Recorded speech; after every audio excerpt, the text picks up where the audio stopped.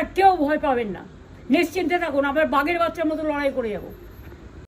সবাইকে নমস্কার জানিয়ে বলছি, প্লিজ দয়া করে কেউ কাউন্টিং এজেন্টরা এবং প্রার্থী ক্যান্ডিডেটরা তারা ভোটিং এলাকা ছেড়ে আসবেন না।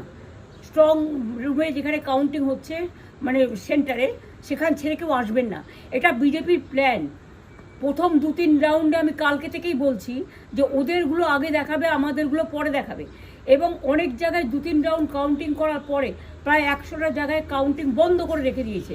এবং কল্যাণীতে ধরা পড়েছে 7টা মেশিন, যেখানে কোনো মিল নেই। এটা টোটাল ফোর্সফুলি সেন্ট্রাল ফোর্সকে দিয়ে চারিদিকে তৃণমূল কংগ্রেসের উপর অত্যাচার করছে, অফিস ভাঙছে, জোর করে দখল করছে। এসআইআর নামে আপনারা দেখেছেন ভোট লুট করেছে যাতে যে সিটগুলো জিততে পারে। কিন্তু এখনও এমন 70টা সিট আছে, 100টা সিট আছে যেগুলো আমরা এগিয়ে আছি, সেগুলো বলছে না। টোটালটাই মিথ্যে নিউজ খাওয়াচ্ছে।